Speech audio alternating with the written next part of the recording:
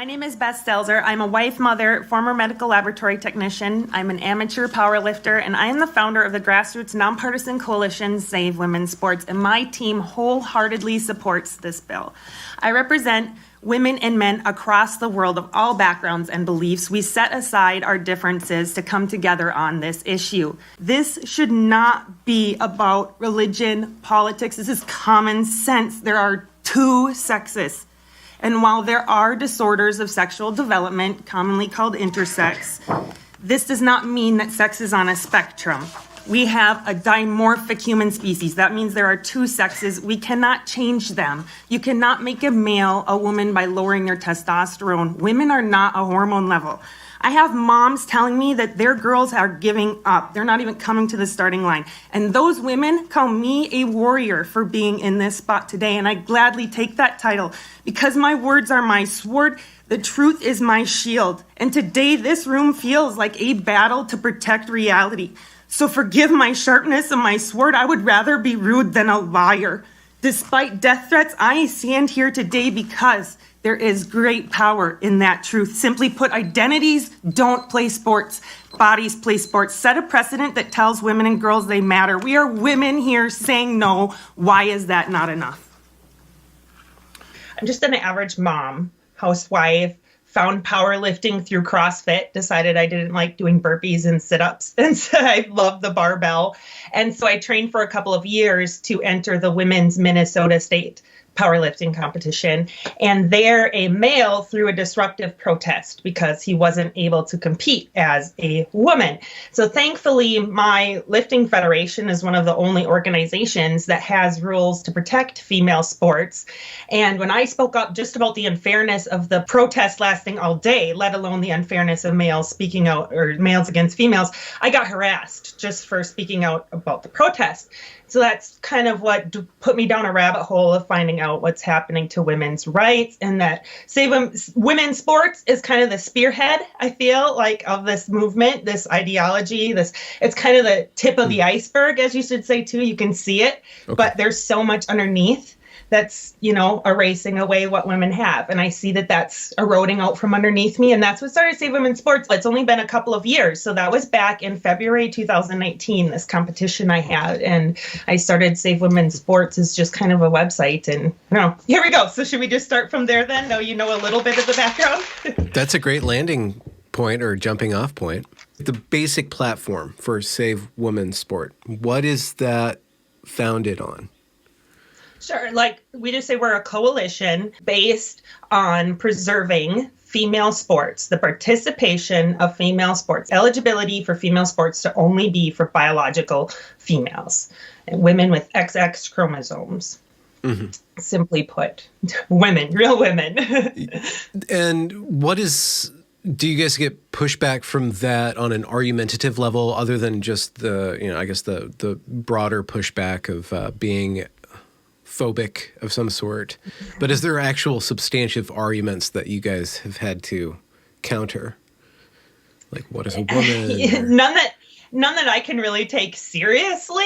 It's absurd that I even need to be here. In my opinion, this is a common sense issue. But basically, when I've been traveling the nation trying to help preserve the rights of females, I get like three basic comebacks. They say that I'm making up this issue. They say that by taking these kids out of sports, I'm essentially killing trans kids, and that these states are going to lose a whole lot of funding. Because they've had threats from the NCAA, which they were just showing their teeth. They were empty threats. They haven't pulled anything. Okay. Is there anything coming from the federal government down the pipe that you are particularly keen about? Well, I particularly don't like the Equality Act, of course, with its insertion into gender identity with sex. That's going to ruin everything. But I look at Biden's insertion of gender identity into Title IX on International Women's Day. That kind of set us up for the fight that we have ahead now the next 4 years, because they're basically just erasing the definition of woman when we insert gender identity with sex. I mean, just kind of preaching to the choir here, right? When did you first come across gender identity ideology or Yeah, I don't know how we even call this, if I even fall in that gender critical. I don't even really claim the feminist title. I'm kind of a political refugee here. I just kind of believe what I do, and I know that biology isn't bigotry, so I just stand in my truth and know that it's common sense that we shouldn't let males compete as females, and that you cannot change your sex as a human species. And I even had a representative from Texas who had a Harvard degree in education policy try to tell me there's 6 biological sexes. It's just absurd that I need to go around and do this. So then I only get a couple minutes to testify. They limited us to 2 minutes at that point in time. So I had to erase part of my personal testimony just so that I could correct this nonsense. And I'm so glad that I finally have the nerve to know that these are just regular people and that I shouldn't be intimidated by them. And I spoke my truth and this is ridiculous. And later on in Wisconsin, I had the nerve to let them know that there is gaslighting going on, because it is. In what form? Well, with the opposition coming in with the stuff they say, I mean, it's just absolutely gaslighting. Their arguments are all circular. They just throw arguments back at you. And then it comes down to just personal attacks. When they can't argue their pseudoscience, it's just personal attacks. And basically, they've just created a toxic environment. I even have athletes who have tried to speak up, and their sponsors tell them, they basically gave them a gag order. If you don't stop speaking out, we're not going to sponsor your whole team of women. It's really not fair that, and it's basically some big name athletes trying to fight back, and they can't. They just get blacklisted. We're losing, women like me we're losing our social media accounts. How do we get our word out then? I'm just an average mom doing my best in this movement. I didn't ask to be a face in this or anything, but I see the need, and it's just devastating what could happen if people like me don't step up. So I just really want people to know how average I am, and that if I can do this in just a couple of years, help create laws, what can other people do? Step beyond the keyboard a little bit. Have those conversations. They can be tough, but we need to stand in our truth, because there's a lot of power in that, and women deserve to be protected. What is some of the personal story that you had to cut out when you're given your 2 minutes? Basically, how there are so many women like me being harassed, and how when we do speak up, there are trans athletes specifically looking out for women like me speaking up, and then they will attack the sponsors of those athletes and tell those sponsors to drop them because they're transphobic. Is there really any kind of law that you can put in place to protect people from that kind of marketplace manipulation? I don't know.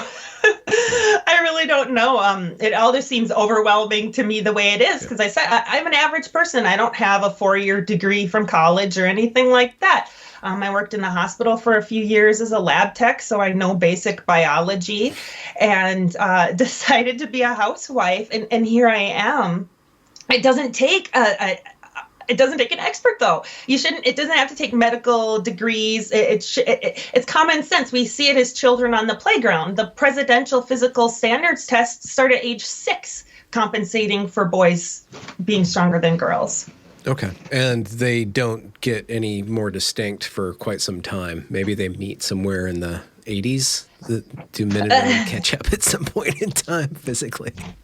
I really don't think so, except for there's a very few small percentage of ultra marathons where in that ultra long distance women start to catch up, or else 10% is about the average. In powerlifting, in my sport, the male competitive advantage is over 60%.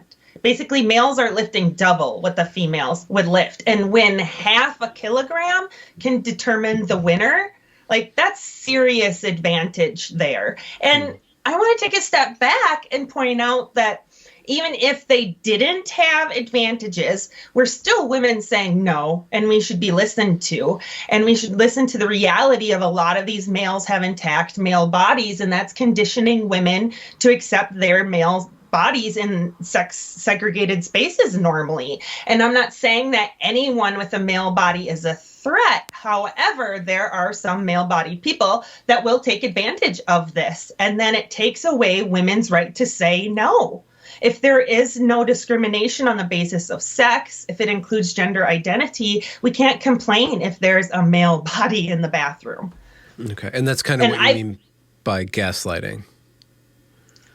The gaslighting just goes so far with all their lies and trying to convince us like what we're saying isn't true, when in fact it's what they're saying isn't true, trying to convince us what we know isn't right. And I'm sorry, a male will never be a female. I won't comply with lies. Okay. That's a principled stand. What are some of the laws that you've seen taken effect over recently? I know that there's a lot of state laws. Is there one that you've particularly been involved with or following closely? Oof. So that's a big can of worms there for me. There's over 35, I think we're at 37 states that have introduced legislation to try to protect female sports. That includes over 70 pieces of legislation. So most states have tried to enter in a bill into the House or the Senate, or a couple into either or, because depending on the pathway, they might have a better chance, depending on what committee they get handed off to, etc. We don't always support 100% of the bills. Sometimes the wording isn't, exact. And that's so important in our battle. Like, we are not assigned your sex. It's observed at birth, and birth certificates can be changed. So we have to be really careful about this is about your biological sex. There's 8 states now that have signed into laws, and that's just this session alone. Idaho made the first law. It was HB 500. That became a law at the end of last year. So that was the first one in the nation. And so Representative Barbara Ehart, that got up behind that, has also been helping across the nation kind of say, hey, there's really no threat if you pass this law. In fact, Idaho is one of the fastest growing economies in the nation. And they've made this law, even though the NCAA is suing them and there's all these threats around.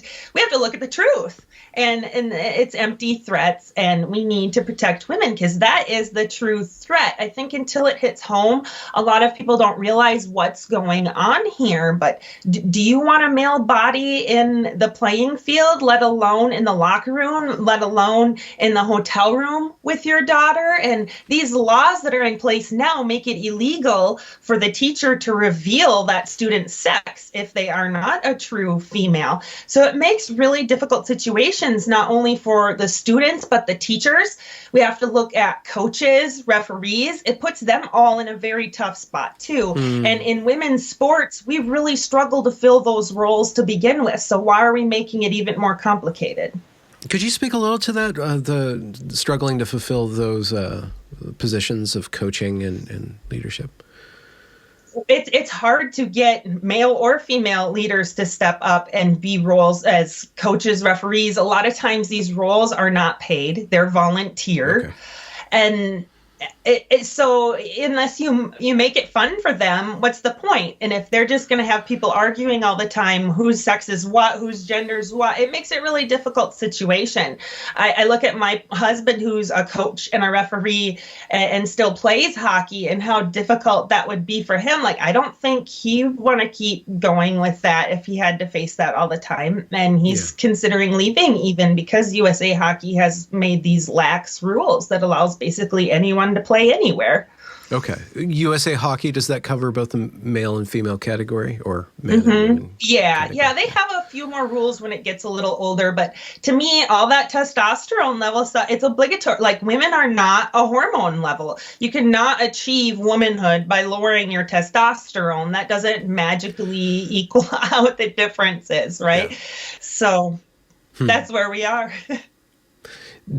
And the Idaho bill being passed hasn't had any negative effect with regards to federal funding. Do you know if the federal government's going to proceed with some sort of case or suit or anything like that?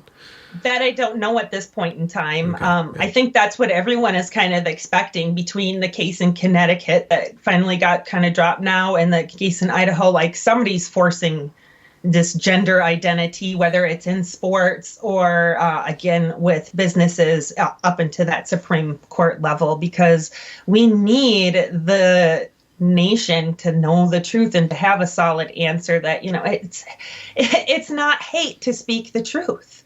And we shouldn't be put in this situation. And we're basically, our freedoms are taken away because we can't speak the truth without being harassed, bullied. I get death threats almost daily. Last night I was reading some, they wanted to eat my flesh, and it's crazy. I just want to protect female sports. Is that what's been the biggest hurdle? I guess that would be a big hurdle to get through. That kind of attention. To get strong enough to be able to know that it's just really empty threats. Yeah, it takes a little bit, but luckily I'm a power lifter, and through my experience with the barbell and strengthening my body, my mind has become stronger than I ever thought. And I mean, it empowered me through PTSD that I had from sexual and domestic abuse. And so the death threats just kind of rolled off my back. But the biggest hurdle I face is awareness. Like I said before, it doesn't really, until it hits home, you don't really realize what's going on here. And I'd like to have some of the parents in your audience put themselves in the shoes of Selena and Chelsea and Alana and Ashley over in Connecticut. These girls were forced to compete against two males in all of their high school track career. These males took 15 girls championships, over 80 some opportunities. They took away races from girls that were opportunities to race in front of college recruiters. It's a serious thing. And that's just two boys in girls track in one little area. And then when these girls took on a Title IX complaint, which further went into a Title IX lawsuit, they were told by the lawyer that they couldn't even refer to those two males as males. They had to refer to them as transgender girls. Yeah. Wasn't it the judge actually said that? The judge actually said that. For the sake of politeness or something. The ADF, the Alliance Defending Freedom, the legal group representing the girls, said, well, you should recluse yourself because that's just ridiculous, but it didn't happen. And so it didn't go very far, but we have Title IX complaints. There's one in Hawaii. They're working on one in California. So it's just a courage calls to courage thing. And the more awareness we get out there, the more people are stepping up. So that's why I'm here today. Yeah. Thank you. Are you comfortable explaining kind of the basis of Title IX? Could you like give a good snapshot of that? The layman person would I know. Okay. So 1972 is when it was actually enacted, and Title IX was meant to preserve opportunities on the basis of sex and education. So that also includes sports. And basically it means that if there isn't a boys team, you have to either start a girls team or you have to let the girl play on the boys team. And also vice versa. If there isn't a girls team, you have to let that boy on the gymnastics team, for example, if there isn't boys gymnastics. It's equal opportunity on the basis of sex. So that doesn't mean that if there's a girls team and a boys team, the boys can just hop over onto the girls team. Okay. It was never meant to be that way. So the spaces that girls have carved out, they deserve. Women generations before me fought really hard to get to the point of Title IX, 1972, 49-year anniversary. So not even 50 years this summer. And we're handing it away. We're giving these places away on a silver platter, in my opinion, to these males and telling them they're brave and courageous on the way and leaving these girls in the dust and telling these girls their feelings don't matter. Why are we listening to the feelings of this small percentage and not the feelings of girls? And then these poor girls are indoctrinated into being nice and that they can't speak out about this. And they're really stuck in a situation that it's like either shut up and be on the team or speak out and don't have an opportunity. And we don't even see equality in I'm in a little rural area in Minnesota and we still don't have equal opportunities from Title IX in less than 50 years, but now we're flipping it over and handing it away. Why did you get into powerlifting? What was the inspiration for that? So I wasn't really into sports a whole lot growing up. I kind of dabbled here and there, and I hit my 30s. I'm a mom. And I was like, I gotta do something to get active. I started with like a couch to 5K run thing, and so once I ran my 5K and hit my goal, I was like, that's not quite extreme enough for me. And I'm in a rural area. I was traveling like an hour to go to kickboxing class or 45 minutes to go to CrossFit, and I kind of fell in love with CrossFit, but decided like I really didn't like doing all the burpees and push-ups and stuff. What's a burpee? And I found so like it's jumping up in the air and then jumping down into like a plank position. Okay. And then back up again, sort of. That's about the best I can explain it. Okay. So do you burp while you're doing that? It's just not fun. No. Okay. But some people will like hit their chest on the ground as like counting the rep. I don't know. Yeah. And so it's just not fun to me to do 100 of them. And I just found myself really wanting to, waiting for deadlift day, basically, like when's deadlift day? And so I found out that I could rent this little spot in my hometown that had this little rusty barbell area, but it's just perfect for me. So the last couple of years I've been training there, and that's when I entered into the Minnesota Women's State Championships, and I encountered this whole protest and started Save Women's Sports. But it's really empowering. Like I had PTSD from some domestic abuse, and I had sexual abuse, and empowering my body just made me feel so strong. And I just didn't feel like the average people were a threat to me anymore. Like I used to look for the exits whenever I went to a room and that kind of thing. And it took away that panic. Now I'm kind of like, come at me, bro, you know? Really? Okay. You said it changed your mind too. It seems like, did it make your mind clearer or did it reset? It's incredible. You know, powerlifting seems like such a physical sport, but I think it's almost more mental than it is anything. Like if I do not have my mind in the game, I'm not going to get a good workout, or I'm not going to get that full lift. I have to tell my mind that I can do it, or my body's not going to do it. And then when there are days that you think you can't lift that 300 pounds off the ground and you tear it right up, that's really empowering, especially as a woman, to feel that strength. Okay. So it's given you leverage over your own abilities, and then from there you've gained standing in the world.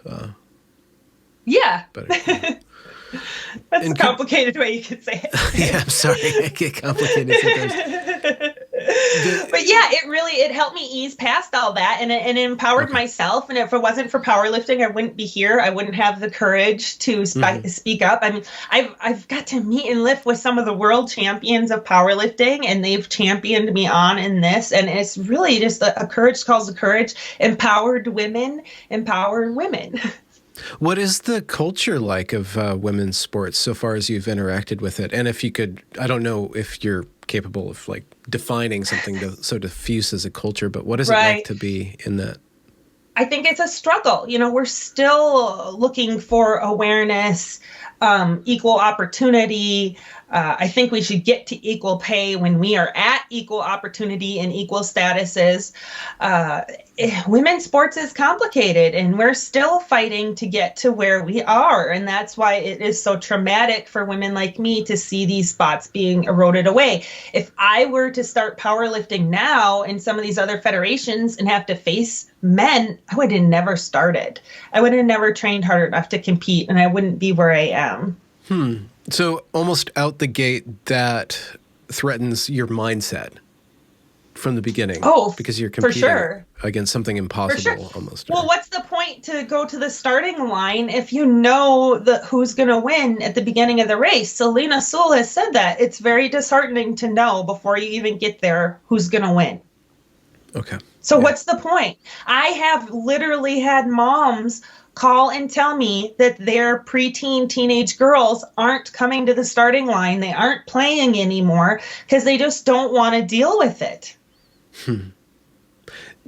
You spoke about the opportunities of getting a recruiter or scholarship, but there's also the opportunity of competition and everything that comes from a fair game. The ability to not know, and then the ability to try your damnedest to beat sports. People, give us the building blocks for life. I mean, it sets a lot of our female leaders up for success. We have over 90% of CEOs and government officials that are women have a sports history. Really? It really, I think 95% or so is the government official number. So basically anyone in government that's a female has played sports. And I think that it gives us those tools on how to interact with each other, how to lead, and how to win, how to fight to win. I mean, the struggle is half the game.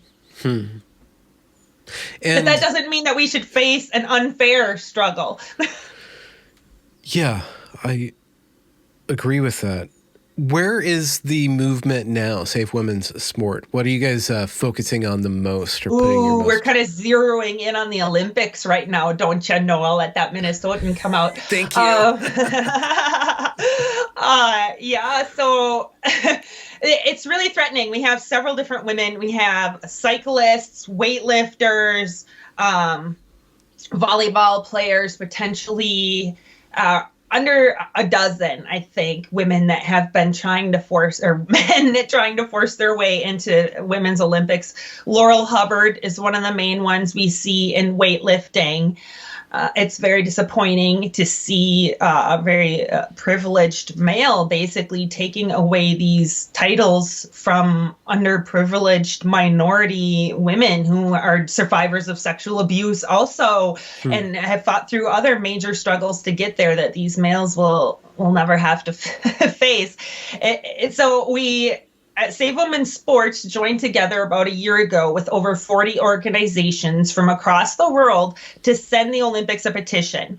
And we opened it up for anyone to sign. We had over 15,000 signatures in just a short bit of time. And for my nonpartisan grassroots movement, we felt pretty good about that. And the Olympics actually responded to us. And they basically said that it wasn't fair for them to change the rules before Tokyo.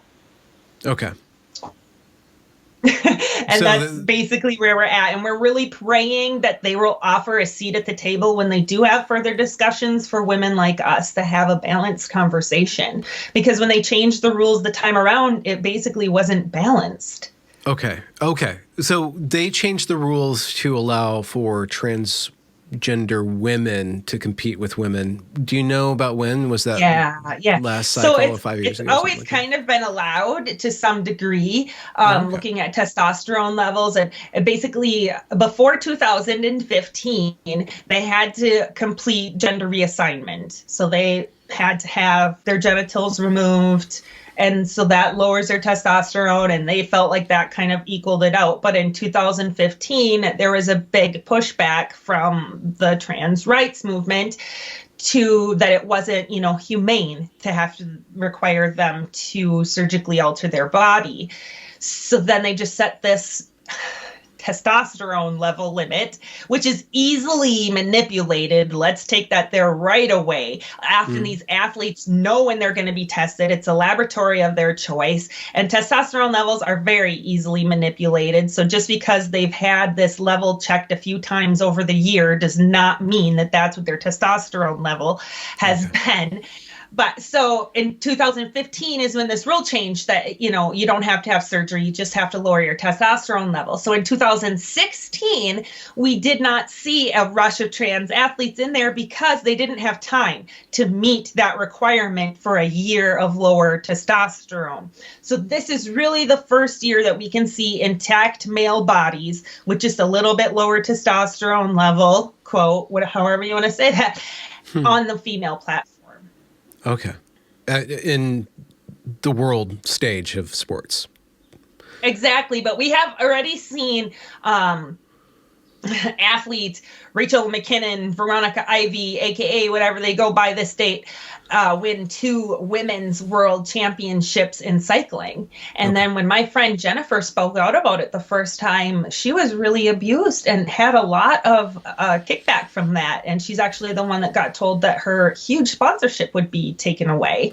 And so it's just recently that she got to start speaking out again. And I want it noted that these world champions and professional athletes, they're still just regular people. They are really paying their way. These sponsorships they get maybe help with some of their equipment, or, it doesn't pay for their $1,000 flight to get to this competition or that. It's a labor of love that these women are doing. And so it's just very, very disheartening to see these opportunities taken away. Mm-hmm. So once the world sees this on the Olympics, do you all expect that to be kind of a sea change in the perception? I hope it takes some blinders off. If that's what it's going to take to start opening the conversation, I think it might be what it's going to take, to see that intact male up there. It looks pretty silly, and it's pretty obvious most of the time. And yeah, it's just very sad. I have an athlete that called me that there's women's categories for the first time in this Olympics. BMX for women. It's the first time that they have the women's category, and the women that fought to get it aren't going to be on the team because now there's a male as an alternate that almost qualified for the team that until just a few races ago was competing as a male. And now they're jumping on women's sports and qualifying for the women's Olympic team for the first year that women can do this. It's just incredible. And people think that we're just creating this issue that it's just one or two people. Well, now it's just one or two people that are being the focus, but there are more and more athletes, and we need to see the devastation that just including those one or two male bodies will have. Let's track back to Connecticut. Those two males that broke all those female records in that high school on the wall, there's no asterisk by those records to tell future generations of females that, hey, it's not that you're not training hard enough. It's that record was set by a male body. That's why you can't reach that record. We have to look at the history of women's sports. We're totally erasing every boundary we have. What do you think about like different kind of category? Should there be a women's only category and then a free for all, or should there be a third category? Certainly, the history of sports has always treated men's as an open category. Okay. Like women have always been okay to compete in the men's category. It's just they never win, or they don't win as often. It's not as big of a threat. So it's just been accepted that, if you're really kick-ass woman, like a lot of times in cycling, that happens to women, like enough women won't show up. So they'll get tacked on to the end of the male's race, that sort of thing. In powerlifting, we created the mixed category, MX. So there's men's, women, and MX. But the athlete who protested my competition is now suing USA Powerlifting, says that category is othering them and that they should be able to compete how they identify. What state are they suing from? I wonder. In Minnesota, it's USA Powerlifting and USA Powerlifting Minnesota. So it started as a human rights complaint here in Minnesota. And now it's just elevated into an actual case. Is this like a civil case, I guess, then? Yeah, I believe so. Interesting. Okay. Like I said, I'm not a professional, Benjamin. Yeah. I'm just holding my own here. It's legal stuff. That's all I know. And it's not fair. Well, speaking of powerlifting, then, when you were training, did you have a trainer or did you train yourself?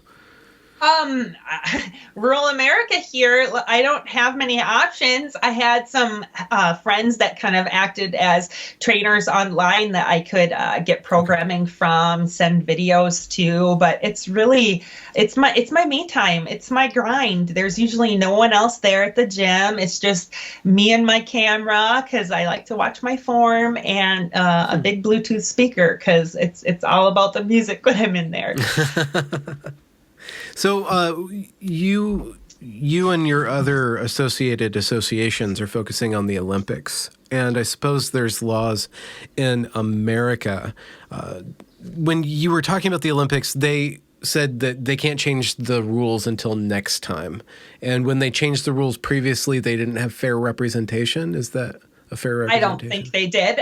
There wasn't very many women at the table. And the only, quote, scientist that was there was Johanna Harper, who is a male identifying as a female. Oh, okay. And their study that they kept referring to was a study done by just a handful of folks, self-reported over a handful of years. It wasn't done using scientific method. It wasn't like It wasn't a very true. rigorous. Yeah. No, it's self-reported. It's junk. It's junk science that they keep reporting to. And they're getting away with it because there hasn't been a kickback, because it's all been happening really quietly. It's been a long con they're pulling on us, Ben.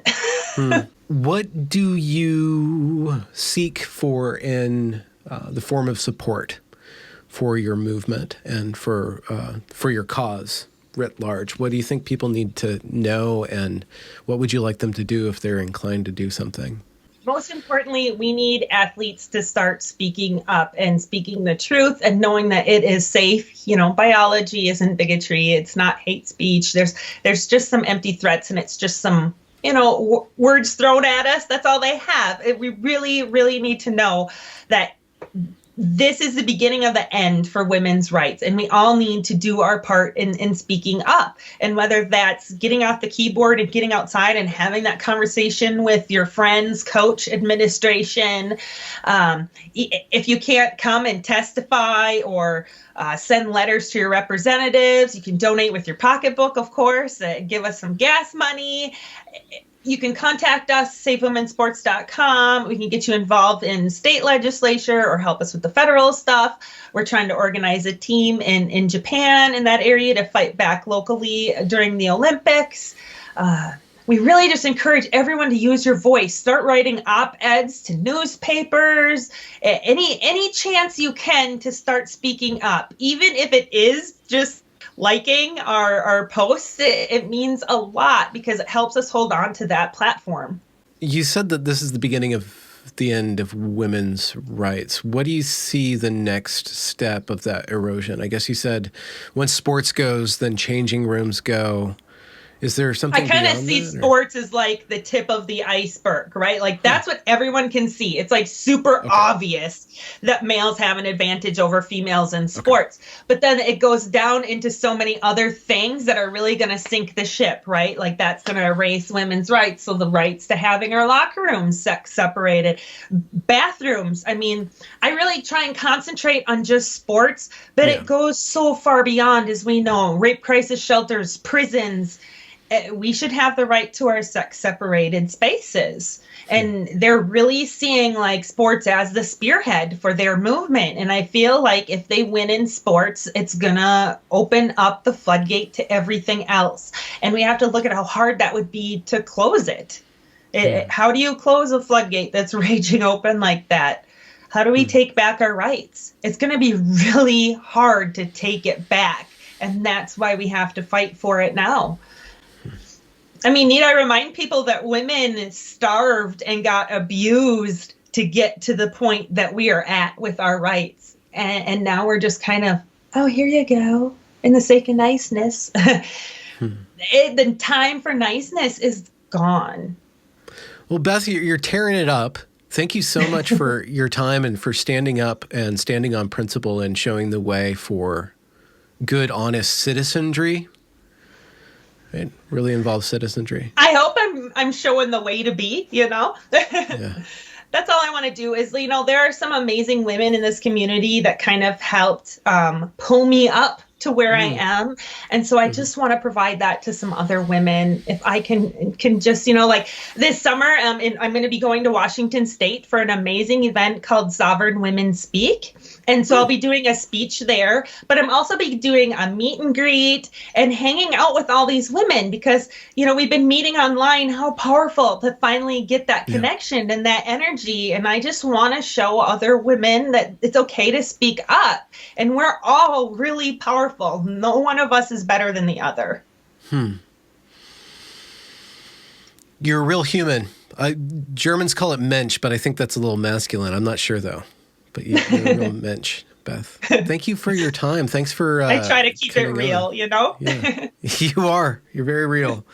As Minnesotans are known to be. Oh, yeah. And here we are in a long goodbye, just like we're famous for in Yeah, Minnesota. I do feel like we're standing in a Dragging it church out. parking lot right now. Like, are we gonna go, or no? We'll just keep on talking. Well, next time you can come on my boat and I'll make you some hot dish. And yeah. How many lakes are within a 5-mile radius from you? 5 miles, a handful. But if you go like 30 miles, probably 100. 100, yeah. Like, and it all depends on your definition of a lake. Like, Yeah. I might not want to swim in some of the things called lakes around here. But the water's beautiful. I don't think I'll ever leave Minnesota. It'll always be home. It's just an awesome place. I've been like flying the coop, going all over the place, and I love just coming back here. My little part of reality, the real world. Yeah. It's important to have that slice of real life to keep us grounded when we're taking on superhuman tasks. Sometimes it feels like that's what we're doing, but here we are. All right. Well, thank you for the opportunity. Absolutely. It's been my pleasure. Congratulations for reaching the end of the discussion. If you enjoyed it, do be sure to leave a review or a comment or a thumbs up or whatever you need to do to show that glorious algorithm that this is some good stuff. And do be sure to go and check that back catalog, as it is brimming full of fantastic conversations. Links to provide monetary support are down there in the description as well. Have a good night.